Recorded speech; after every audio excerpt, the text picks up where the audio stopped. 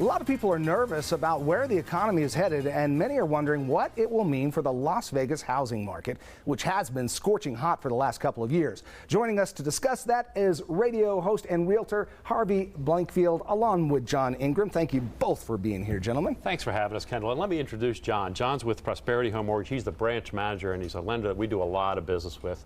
And he brings a lot of knowledge. And he's on the show, our radio show, regularly, and he brings that knowledge. So if they want to hear more from John after today, tune into the radio show. Tell people when they can catch it. Saturday mornings at 11 a.m. on KDWN. Every Saturday, Las Vegas Real Estate Now, and we talk about all things real estate. And that's where on the dial?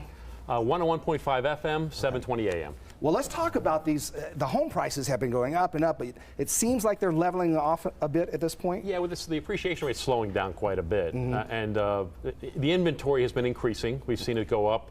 It was 2,000, a little over 2,000 homes at the beginning of the year. It's about 4,000 homes around the beginning of this month. There's over 5,000 single-family homes available right now, so it's been creeping up. It's not at a balanced market yet, but it's getting there. It's still seller's side. It's not a buyer's market yet, but it's getting a little easier on buyers. Do interest rates have anything to do with that? Well, let's ask John about that. I mean, I think So, John, just recently the federal government raised interest rates by, I believe it was 3/4 of a point. Correct. How does that affect housing? Well, it's really interesting because a lot of people would make the assumption that that increase would directly move interest rates up on mortgages. Yeah. And in fact, the opposite happened. We saw interest rates decline after they increased the Fed funds rate by that 3/4%. So things actually got a little better this week. Not always the case, though, right? Sometimes there is a relationship. Absolutely. Typically, there would be. The Fed moving that rate up would pressure mortgage rates up. But in this particular moment in time, mortgages are more heavily reacting to what's going on with inflation.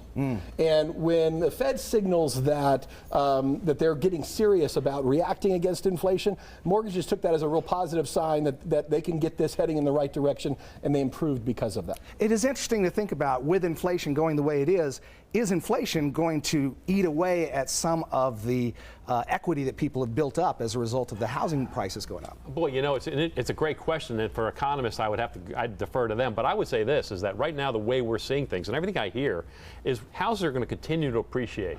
And even if we get into a recession, Kendall, I want to say that housing should still do very, very well. Unlike the last recession, which was caused by housing, every other recession we've had, the last 5 or 6, housing has not only held its own, it's actually done a little bit better. My understanding is that the bubble that existed in 2000, late 2008, 7, whatever it was largely in part that people were over leveraged. In this case, a lot of homes have a lot of cash in them now. Absolutely. It's a completely different dynamic right now, where you had, back then people could borrow money just by signing a piece of paper. Now John's company, no lender will let anybody borrow a home unless they can actually afford it.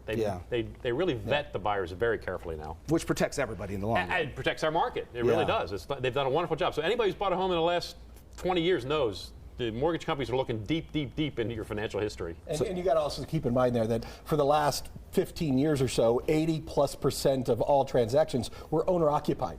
Unlike what we had previously, where everybody in the world was an investor in the Las Vegas market. All right, good to hear the optimistic outlook. Appreciate you both, gentlemen. Thank you very much for being here.